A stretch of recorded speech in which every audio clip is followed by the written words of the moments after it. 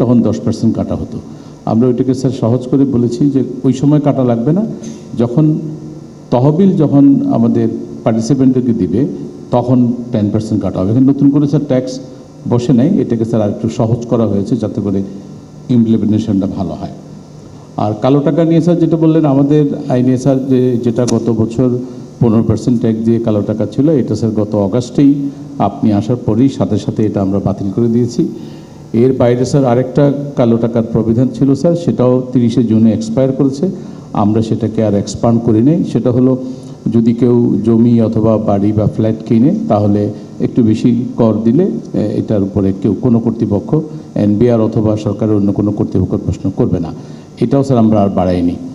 আরেকটা স্যার যেটা ছিল সেটা হচ্ছে যে ফ্ল্যাট বা জমি কিনলে একটা নির্দিষ্ট পরিমাণ ট্যাক্স দিলে এনবিআর প্রশ্ন করতো না।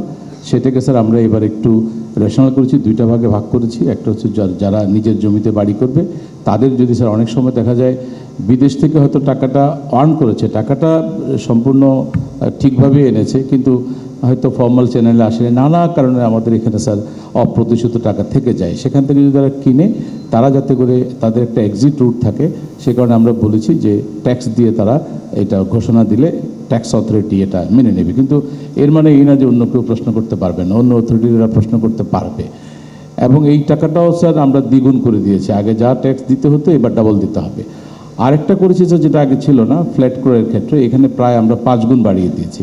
তো এটা স্যার খুবই কস্টলি হয়েছে স্যার, তারপরেও স্যার যেহেতু এটা নিয়ে কথা উঠে স্যার, এটা আমার মনে হয় সবাই মিলে স্যার আপনারা আলাপ আলোচনা করে চিন্তা করতে পারেন স্যার এটা কী করবেন। এটা হলো স্যার কালো টাকা। আর যেটা স্যার ট্যাক্সের কথা যেটা বললাম, আমরা কিন্তু এবার নিত্য প্রয়োজনীয় যতগুলো জিনিসপত্র আছে প্রত্যেকটা ক্ষেত্রেই কিন্তু ট্যাক্সের বোঝা কমানো হয়েছে। যেমন যে কথাটা বলা হচ্ছে যে ইনফ্লেশনের একটা বড় কারণ হচ্ছে তেলের দাম বেশি, গ্যাসের দাম বেশি। আমরা পেট্রোলিয়ামের ক্ষেত্রে এবার নানা রকমের রিলিফ দেওয়ার চেষ্টা করেছি। আমাদের এলএনজি ইম্পোর্টের ক্ষেত্রে আমরা 15% ডিউটি পুরোপুরি প্রত্যাহার করেছি। আর অন্যগুলো যেগুলো বলে দীর্ঘদিন ধরে, যেমন কেজি প্রতি কসমেটিক্সের ভ্যালুয়েশন হতো, সেই কেজি প্রতি কসমেটিক্সের ভ্যালুয়েশন অনেক আগে হয়েছে এবং এগুলোতে ব্যাপক হয়। আমাদের ইভেন লোকাল ইন্ডাস্ট্রি যারা, তারাও কমপ্লেন করে যে এইভাবে খুব সহজে কেজি প্রতি মন প্রতি এগুলোকে ভ্যালুয়েশন করা হয়, ফলে আমরা বাজারে টিকতে পারি না।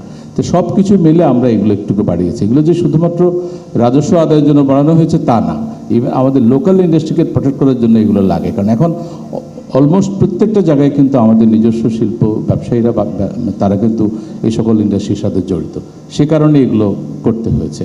আপনারা দেখবেন যে খুব বেশি নিত্য প্রয়োজনীয় জিনিসপত্র নাই, নিত্য প্রয়োজনীয়গুলো সবগুলো আমরা খুবই কেয়ারফুলি এগুলোকে আমরা বরং চেষ্টা করেছি কমানোর জন্য। Thank you.